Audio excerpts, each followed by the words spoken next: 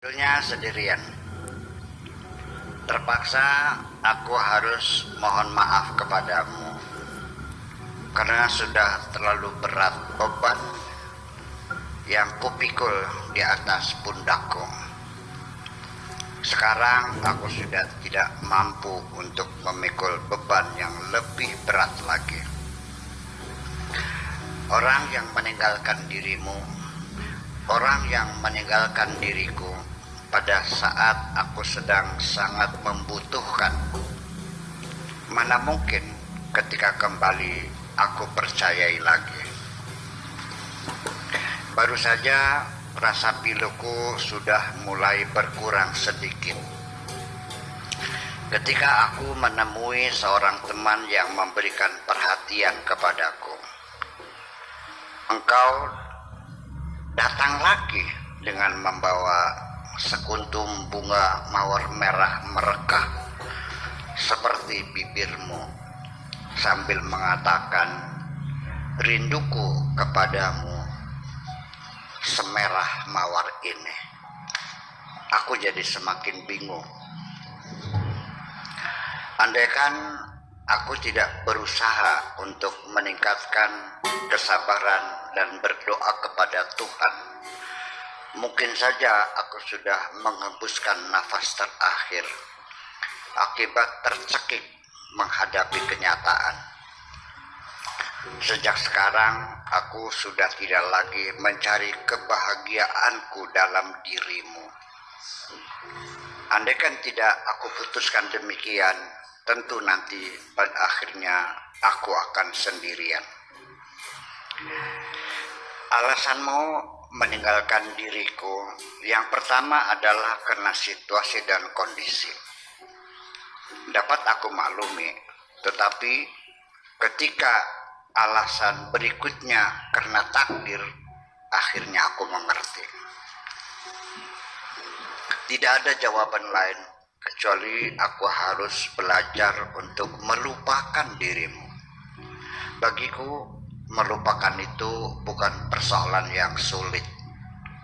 Karena melupakan itu bagiku hanya merupakan latihan imajinasi untuk beradaptasi dengan realita yang ada. Karena melupakan itu bagiku hanya merupakan latihan imajinasi untuk beradaptasi dengan realita yang ada. Untuk melupakan dirimu tidak terlalu sulit, tetapi ada sedikit kendala untuk mengobati bengkak di jantungku akibat kebohongan-kebohongan yang engkau lakukan dengan kesungguhan yang luar biasa. Akan tetapi yang paling aku khawatirkan, karena kekecewaanku yang sangat mendalam ini, bisa terjadi aku pergi melarikan diri dari diriku sendiri.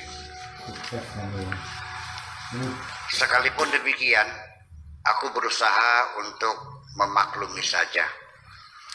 Dengan pertimbangan usiamu yang masih terlalu muda, mungkin karena belum banyak makan pengalaman dalam kehidupan ini.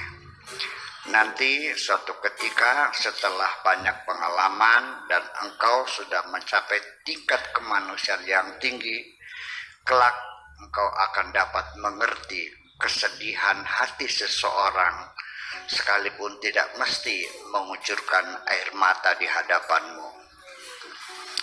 Aku sendiri sebetulnya tidak mengerti kegilaan seperti apa. Kegilaan seperti apa yang sering mengetuk otakku, sehingga aku terdorong untuk mengunjungi tempat-tempat yang banyak menyimpan bayanganmu.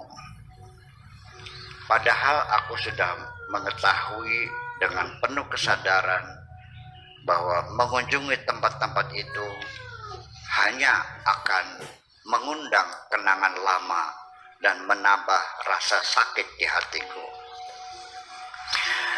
Sebaiknya ketika engkau ingin pergi, tinggal pergi saja, sudah selesai.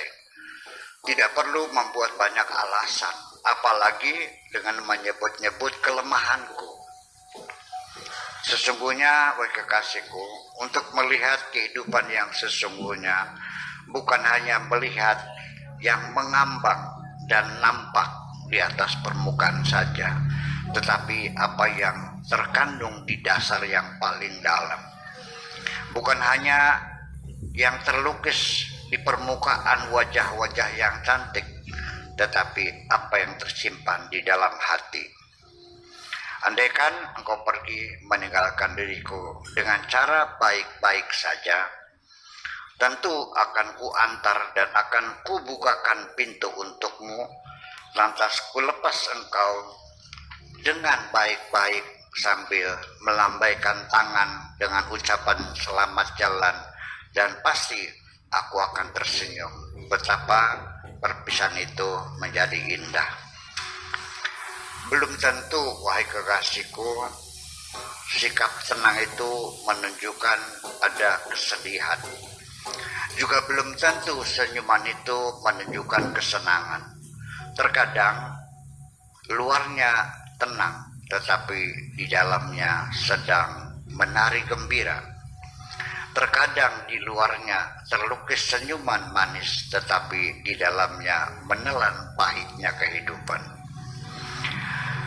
Sungguh jauh berbeda, wahai kekasihku, perempuan yang selalu menghitung kesalahan-kesalahanku dan perempuan yang menegurku untuk mengingatkan diriku, sehingga akhirnya aku berkesimpulan bukan perjalanan waktu yang telah merubah dirimu, melainkan hari demi hari engkau membuka sendiri kepribadianmu yang asli. Sudah kukatakan berulang kali sejak dahulu, tidak usah menjerit-jerit dengan suara keras. Selagi aku mencintaimu, aku dapat mendengarkan degup jantungmu. Apa sebenarnya yang kau inginkan? Lalu setelah itu engkau tersenyum lagi dengan mengatakan, apakah aku tidak punya hak untuk mengganggu dirimu, sekedar hanya untuk menyampaikan betapa aku merindukan dirimu. Engkau katakan demikian sambil memeluk diriku. Dengan perilaku seperti itu membuat aku semakin gila. Bahkan aku melihat sepertinya kehidupan ini telah berhenti. Tetapi ketika aku raba jantungku, ternyata masih berdegup. Akhirnya aku tersadar kematian yang sesungguhnya adalah ketika jantung sudah tidak berdegup.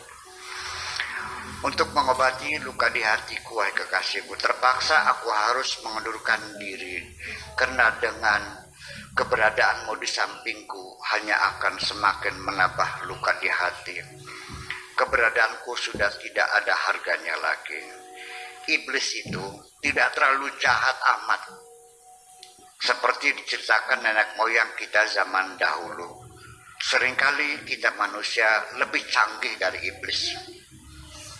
Di tengah aku sedang bertengkar dengan sengitnya, tiba-tiba istriku datang tanpa aku duga, sambil bertanya agak keras, "Sudah kau nikahi perempuan ini?" Ku jawab, "Belum," dengan suara berat. Tenggorokanku seperti terselak duri ikan. Tanganku dituntun istriku. Aku pun menyerah, seperti keledai dicongok hidungnya. Istriku mengomel sepanjang jalan, tetapi telingaku tidak dapat mendengar apapun, kecuali mataku yang berkunang-kunang. Sampai di rumah, aku disuruh duduk di kursi, dan istriku berdiri tegak di depanku sambil bertolak pinggang, lalu menudingkan jari telunjuknya ke arah hidungku. "Wahai suamiku yang teramat setia luar biasa, telah aku pertaruhkan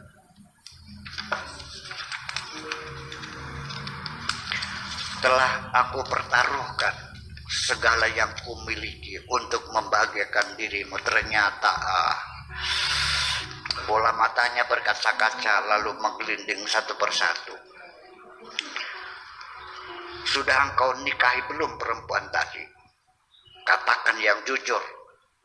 Apakah benar Tuhan selalu menuruti hawa nafsu lelaki? Apakah Tuhan tidak mau melihat penderitaan perempuan, lalu mengabaikan perempuan yang terluka hatinya? Apakah Tuhan melarangku bersedih hati? Apakah Tuhan melarang aku menuntut kesetiaan suami? Belum lagi selesai, tiba-tiba terdengar suara gelak tawa anak-anakku pulang dari sekolah. Istriku mengusap air mata sambil mengatakan, kita lanjutkan lagi nanti sore setelah anak-anak pergi sekolah madrasah. Terdengar suara istriku bercengkrama dengan anak-anak sambil tertawa terbahak-bahak. Anakku yang paling kecil setiap kali makan selalu ingin disuapi ibunya. Setelah itu aku tidak mendengar apapun, semuanya beku dan alam ini mendadak menjadi gelap gulita. Lalu aku pun tidak sadar diri. Terima kasih. Luar biasa.